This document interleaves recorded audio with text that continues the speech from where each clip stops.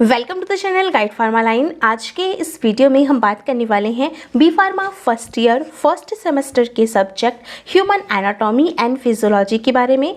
आज की इस वीडियो में हम ह्यूमन एनाटॉमी एंड फिजियोलॉजी से रिलेटेड सभी इंपॉर्टेंट क्वेश्चंस के बारे में बात करेंगे। आज की इस वीडियो में आपके यूनिट वाइज सभी इंपॉर्टेंट क्वेश्चन को सेपरेटली अरेंज किया गया है। आज की इस वीडियो में हम उन सभी इंपॉर्टेंट क्वेश्चंस को देखेंगे कि कौन कौन से इंपॉर्टेंट क्वेश्चन हैं और साथ ही साथ इन क्वेश्चन को हमें कैसे सॉल्व करना है इसके बारे में बात करेंगे। तो चलिए आज की वीडियो को स्टार्ट करते हैं। तो सबसे पहले जो हमारा पहला क्वेश्चन है वो है यूनिट 1 से। यूनिट 1 का जो पहला क्वेश्चन है वो है draw neat label diagram of cell and explain its organelle with function. यानी इस क्वेश्चन में आपको सबसे पहले सेल का एक नीट क्लीन डायग्राम बनाना है और उस डायग्राम को बनाने के बाद जितनी भी ऑर्गेनेली सेल में प्रेजेंट होती हैं, लाइक सेल में आपकी राइबोसोम्स हैं, माइटोकॉन्ड्रिया हैं, न्यूक्लियस है, आरएनए है, डीएनए है, जितनी भी ऑर्गेनेलीज़ हैं उन सभी ऑर्गेनेलीज़ के क्या क्या फंक्शन हैं और वो सभी ऑर्गेनेलीज़ के बारे में आपको यहाँ पे बताना है। ये हमारा पहला क्वेश्चन है। नेक्स्ट क्वेश्चन है define homeostasis, explain positive and negative feedback mechanism. तो यहाँ पे आपको होम्योस्टैसिस की डेफिनेशन लिखनी है और साथ ही साथ ये बताना है कि होम्योस्टैसिस कितने तरीके के होते हैं। जैसा कि हमने पढ़ाया भी है कि होम्योस्टैसिस 2 टाइप के होते हैं, positive and negative.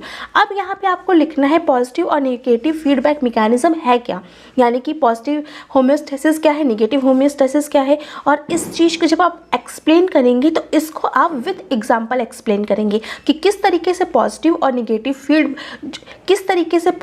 Negative feedback mechanism जो होम्योस्टैसिस का है वो कंट्रोल किया जाता है। जैसा कि हमने आपको लेबर पेन का एग्जाम्पल दिया है और टेम्परेचर कंट्रोल का एग्जाम्पल दिया है, तो यहाँ पे आपको उसको डिटेल में एक्सप्लेन करना है।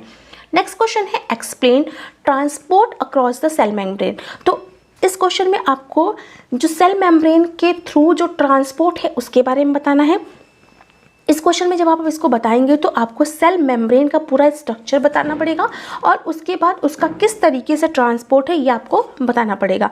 और इसमें क्या है, एक्टिव है, पैसिव ट्रांसपोर्ट, किस तरीके से ये काम करते हैं, कितने कितने टाइप्स होते हैं, यहाँ पे आप उसको एक्सप्लेन करेंगे। नेक्स्ट क्वेश्चन है हमारा explain transport across the cell membrane. तो इस क्वेश्चन में आपको transport across the cell membrane कैसे होता है इसके बारे में बताना है। जैसा कि हमने आपको पढ़ाया हुआ है कि एक्टिव ट्रांसपोर्ट, पैसिव ट्रांसपोर्ट, और ये ट्रांसपोर्ट फर्दर कितने पार्ट्स में डिवाइडेड हैं और ये ट्रांसपोर्ट कैसे काम करते हैं इसके बारे में यहाँ पे आपको बताना है।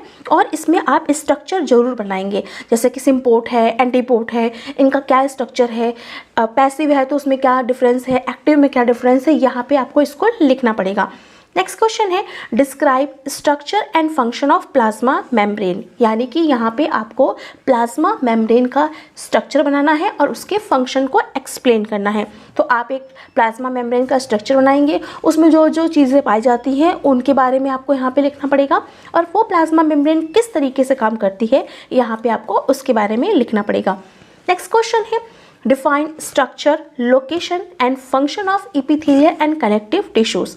तो यहाँ पर आपको जो कनेक्टिव टिश्यू हैं उनके स्ट्रक्चर के बारे में बताना है, साथ ही साथ उनके लोकेशन और फंक्शन के बारे में भी बताना है। यहाँ पर इपिथेलियल एंड कनेक्टिव टिश्यू है, या तो एक पूछा जाएगा या फिर दोनों मिक्स करके पूछा जा सकता है। तो आपको दोनों की तैयारी करनी है कि ये इनके स्ट्रक्चर्स क्या होते हैं, ये कहाँ पाए जाते हैं और वहाँ जहाँ ये पाए जा रहे हैं वहाँ पर इनका क्या रोल है। तो यहाँ पर आपको इसको लिख देना है। नेक्स्ट क्वेश्चन है classify different type of tissue. तो यहाँ पर आपको टिश्यूज़ कितने तरीके के पाए जाते हैं उनके बारे में लिखना है। तो यहाँ पे आप सारे टिश्यूज़ के जो टाइप्स हैं उनको एक्सप्लेन कर देंगे। नेक्स्ट हमारा क्वेश्चन यूनिट 2 से है। तो यूनिट 2 का जो हमारा पहला इंपॉर्टेंट क्वेश्चन है वो है draw neat label diagram of skin and explain its function. ये क्वेश्चन बहुत इंपॉर्टेंट क्वेश्चन है, ये अक्सर एग्जाम में पूछा जाता है कि स्किन का स्ट्रक्चर क्या होता है। अब कुछ स्टूडेंट्स क्या करते हैं, स्किन का स्ट्रक्चर जो बनाते हैं उसमें वो पूरी चीज़ों को मेंशन नहीं करते हैं। तो आपको जब स्किन का स्ट्रक्चर पूछा जाए तो आपको हर एक लेयर को एक्सप्लेन करना है और उसमें क्या क्या चीज़ें पाई जा रही हैं उन सभी चीज़ों को आपको डिस्कस करना है। यहाँ पे आप स्ट्रक्चर बनाएंगे, साथ ही साथ उसका फंक्शन क्या है, यानी कि जो लेयर हैं एपिथेलियल टिश्यूज़, जो आपकी स्किन है उसके डिफरेंट डिफरेंट लेयर हैं, एपिडर्मिस, डर्मिस, तो इन सभी के क्या फंक्शंस होते हैं और आपकी ओवरऑल स्किन क्या फंक्शन करती है, यहाँ पे आपको उसको लिख देना है। नेक्स्ट क्वेश्चन है क्लासीफाई जॉइंट्स। तो यहाँ पे आपको जॉइंट्स के क्लासिफिकेशन को लिखना है। ये जॉइंट्स जब आप क्लासीफाई करेंगे तो कितने टाइप्स के जॉइंट्स हैं ये लिखेंगे, और साथ ही साथ वो पर्टिकुलर जॉइंट्स किस एरिया में बॉडी के पाया जा रहा है उसको विथ एग्जाम्पल आप लिखेंगे, यानी कि बॉल एंड सॉकेट जॉइंट है तो वो कहाँ पाया जा रहा है, हिंज जॉइंट्स है तो वो कहाँ पाया जा रहा है, सैडल जॉइंट है तो वो कहाँ पाया जा रहा है। इन सभी चीज़ों को आपको यहाँ पे लिखना पड़ेगा। इस क्वेश्चन में आपको जॉइंट्स के लोकेशन जरूर लिखनी है, यानी कि उनके एग्जाम्पल्स को जरूर मैंशन करना है। नेक्स्ट क्वेश्चन है डिस्क्राइब साइनोवियल जॉइंट्स। तो यहाँ पे आपको साइनोवियल जॉइंट्स क्या होते हैं इसको लिखना है। अब देखिए, साइनोवियल जॉइंट्स जब भी आप लिखेंगे तो उस समय आप साइनोवियल जॉइंट्स के स्ट्रक्चर को जरूर एक्सप्लेन करेंगे। जो साइनोवियल जॉइंट्स का स्ट्रक्चर होता है जिसमें साइनोवियल मेम्ब्रेन पाई जाती है, तो आपने अपने सिलेबस में पढ़ा होगा कि साइनोवियल जॉइंट्स में क्या होता है, दो बोन्स होती हैं, उसके बीच में साइनोवियल फ्लूइड भरा होता है जो कि फ्रिक्शन को रिड्यूस करने में हेल्प करती है। तो इन सभी चीज़ों को आपको लिखना पड़ेगा। यहाँ पे आपको साइनोवियल मेम्ब्रेन, यानी कि यहाँ पे आपको साइनोवियल जॉइंट्स का स्ट्रक्चर बनाना बहुत ही ज़रूरी है। तो इस क्वेश्चन को आप इस तरीके से लिखेंगे। नेक्स्ट क्वेश्चन है describe skeletal system classify them, यानी कि स्केलेटल सिस्टम क्या है ये लिखना है और इसके क्लासिफिकेशन को लिखना है। तो स्केलेटल सिस्टम यानी कि जो बोन है उनका जो ढांचा होता है उनको हम स्केलेटल सिस्टम बोलते हैं। अभी कितने तरीके का होता है हमने आपको पढ़ाया हुआ है, अपेंडिकुलर एंड एक्सियल। तो अपेंडिकुलर एंड एक्सियल में कौन कौन सी बोन्स आती हैं, आपको हर बोन के नाम लिखने पड़ेंगे। आपको ज़्यादा डिटेल में इसको एक्सप्लेन नहीं करना है कि इस बोन को, ये बोन किस तरीके से प्रेजेंट है, क्या है, इस तरीके से नहीं लिखना है। लेकिन आपको एक्सियल और अपेंडिकुलर में जितनी भी बोन्स पाई जाती हैं उन सभी बोन्स के बारे में लिखना पड़ेगा। फेस में 14 बोन है, ईयर में 6 बोन है, इस तरीके से आपको लिखना पड़ेगा। नेक्स्ट क्वेश्चन है right the function of bones. तो यहाँ पे right the function of bones में आपको बोन्स का क्या फंक्शन है हमने आपको पढ़ाया है, इसको यहाँ पे लिखना है। देखिए, function of bone separate question में पूछा जा सकता है और function of bone skeletal system के साथ में भी पूछ दिया जा सकता है। तो आपको इस क्वेश्चन को तैयार कर लेना है, हो सकता है वो सेपरेट पूछा जाए, हो सकता है वो कंबाइंड वे में पूछा जाए। तो ये क्वेश्चन है। नेक्स्ट क्वेश्चन है right the physiology of muscle contraction. तो मसल कॉन्ट्रैक्शन की क्या फिजियोलॉजी है, हमने जैसा कि हमने आपको पढ़ाया है कि मसल कॉन्ट्रैक्शन में, तो इसमें आपको ये बताना है कि मसल कॉन्ट्रैक्शन की क्या फिजियोलॉजी है, यानी कि सार्कोमियर पाया जाता है, एक्टिन मायोसिन जो प्रोटीन है उसके बीच में किस तरीके का मूवमेंट होता है, किस तरीके से आपकी मसल्स कोऑर्डिनेट कॉन्ट्रैक्शन होता है मसल्स के अंदर, तो आपको इसके बारे में यहाँ पे लिख देना है। जब आप मसल कॉन्ट्रैक्शन लिखेंगे तो उस समय आप मसल कॉन्ट्रैक्शन के स्ट्रक्चर को भी लिखेंगे, क्योंकि जो सार्कोमियर का स्ट्रक्चर है और जो भी आपके मसल्स का स्ट्रक्चर होता है उसको आपको लिखना पड़ेगा इस चीज़ को एक्सप्लेन करने के लिए। नेक्स्ट क्वेश्चन है एक्सप्लेन एनएमजे।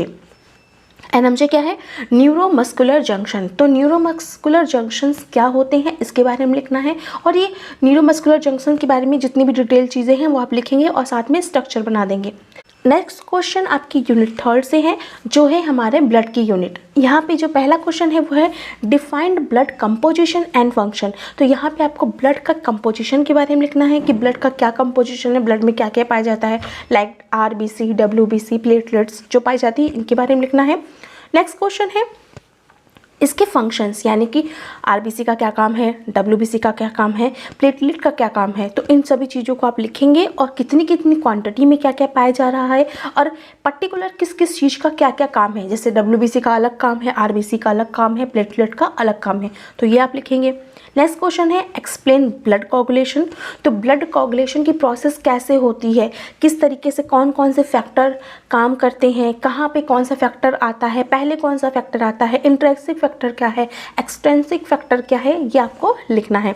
नेक्स्ट क्वेश्चन है right the importance of blood grouping. तो ब्लड ग्रुपिंग क्या है, ए बी और ओ जो ये ब्लड ग्रुप्स हैं इनका हम कैसे जो हम ट्रांसफ्यूज़न करते हैं, जब इसको हम ट्रांसफ़र करते हैं किसी भी पेशेंट में, तो वो किस तरीके से ये blood group important role play करते हैं, और ये ब्लड ग्रुप में किस तरीके की स्पेशलिटीज़ है, जैसे ए में क्या है, बी में क्या है, इस तरीके से आपको इसको लिखना है और इसकी इम्पॉर्टेंस देनी है। क्योंकि अगर हम सेम ब्लड ग्रुप को सेम पर्सन में नहीं चढ़ाएंगे तो क्या है, पर्सन की डेथ हो सकती है। तो इन सभी चीज़ों को आप लिखेंगे कि ब्लड ग्रुप की इंपॉर्टेंस क्या है और कितने तरीके के ब्लड ग्रुप्स पाए जाते हैं। नेक्स्ट क्वेश्चन है एक्सप्लेन हीमोपोइसिस, यानी कि हीमोपोइसिस क्या है। हीमोपोइसिस यानी को ही हम इरिथ्रोपोइसिस बोलते हैं और ये क्या है, ये फॉर्मेशन ऑफ आरबीसी कहलाता है। तो ये जो आरबीसी का फॉर्मेशन है इसमें किस तरीके से आरबीसी फॉर्म होती है, कौन कौन से स्टेप फॉलो होते हैं, यहाँ पे आपको इसको लिख देना है। नेक्स्ट क्वेश्चन है describe lymphatic system and its function. तो यहाँ पे आपको लिम्फेटिक सिस्टम क्या है और इसके फंक्शंस क्या हैं ये लिखना है। तो लिम्फेटिक सिस्टम में आपको जितने भी ऑर्गन्स आते हैं वो भी लिख देने हैं, जैसे स्प्लीन है तो ये सब चीज़ें आप लिख देंगे। इसके अलावा क्या है, थाइमस है और लिम्फेटिक सिस्टम क्या है ये और उसके फंक्शंस क्या हैं, जैसे कि आपकी बॉडी को डिफेंस सिस्टम प्रोवाइड कराता है। तो ये सब चीज़ें आपको यहाँ पे लिखनी है। नेक्स्ट क्वेश्चन है right the function of spleen. तो स्प्लीन क्या है, लिम्फेटिक सिस्टम का पार्ट है। अब इसका क्या फंक्शन है, जैसे कि बच्चों में आरबीसी को प्रोड्यूस करना, इन सब जो चीज़ें हैं ये आपको यहाँ पे लिखना पड़ेगा। नेक्स्ट क्वेश्चन है डिफाइंड अनीमिया। तो अनीमिया क्या होता है, खून की कमी को हम अनीमिया बोलते हैं। तो इसको आप लिखेंगे कितने तरीके की अनीमिया है। यहाँ पर अगर ये क्वेश्चन लॉन्ग में आ रहा है तो आपको इसको भी लिख देना है कि कितने तरीके की अनीमिया होती हैं, किन किन कारणों से अनीमिया होती है, ये सब चीज़ें यहाँ पे आपको लिखना है। देखिए यहाँ पे एक लाइन में लिख दिया है कि डिफाइंड अनीमिया, लेकिन आपका आंसर जो रहेगा वो नंबर के हिसाब से रहेगा। अगर लॉन्ग में आंसर है तो आपको उसके हिसाब से लिखना पड़ेगा कि अनीमिया क्या है, ये कितने तरीके से होता है, क्या क्या सिम्टम्स आते हैं अनीमिया के, ये सब चीज़ें आपको यहाँ पे लिखनी पड़ेगी। नेक्स्ट है यूनिट 4 से क्वेश्चन, और जो हमारा पहला क्वेश्चन है यूनिट 4 से वो है explain spinal and cranial nerves. तो यहाँ पे आपको जो स्पाइनल नर्व्स हैं और क्रेनियल नर्व्स हैं इसके बारे में लिखना है। जो स्पाइनल कॉर्ड से निकलती हैं वो स्पाइनल नर्व्स हैं, जो ब्रेन से निकलती हैं वो क्रेनियल नर्व्स हैं। इनकी संख्या कितनी है, कितने पेयर्स में क्या क्या पाया जा रहा है ये लिखेंगे आप, और इनके क्या क्या अपने फंक्शंस है ये आप लिख देंगे। नेक्स्ट क्वेश्चन है draw the structure of year and right the physiology of thinking. तो यहाँ पे देखिए, यहाँ पे ईयर की स्ट्रक्चर को ड्रॉ करना है और थिंकिंग के फिजियोलॉजी को लिखना है कि किस तरीके से थिंकिंग होती है, उसकी फिजियोलॉजी को लिखना है और स्ट्रक्चर ऑफ ईयर को एक्सप्लेन कर देना है। जितने भी आप HAP में क्वेश्चंस अटेम्प्ट करेंगे, कोशिश करिए कि आप ज़्यादा से ज़्यादा स्ट्रक्चर्स को इंक्लूड कर सकें अपने आंसर्स में, वो ज़्यादा इम्पैक्ट डालता है एग्जामिनर के ऊपर। ये है।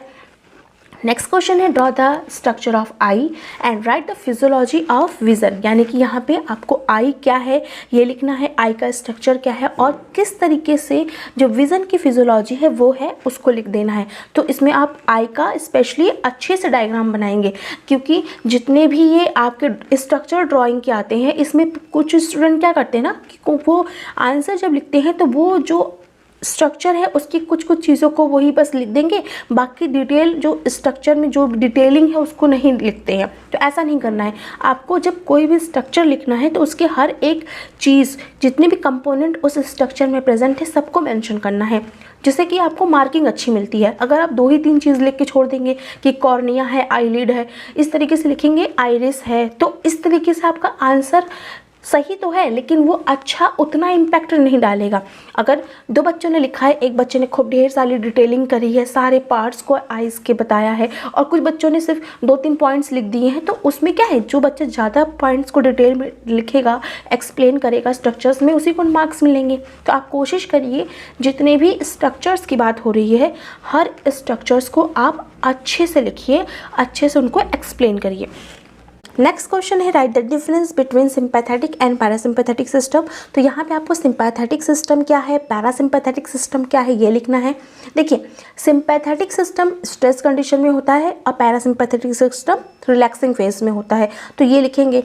इसमें इस क्वेश्चन में आपको हर सिस्टम पे, जो ये सिंपैथेटिक सिस्टम है, पैरासिम्पैथेटिक सिस्टम है, इसमें हर ऑर्गन पे क्या इफेक्ट पड़ रहा है, यानी कि सिंपैथेटिक में क्या है, आइज में क्या इफेक्ट है, हार्ट्स पे क्या इफेक्ट है, यूरिनरी सिस्टम पे क्या इफेक्ट है, डाइजेशन पे क्या इफेक्ट है, ये लिखेंगे।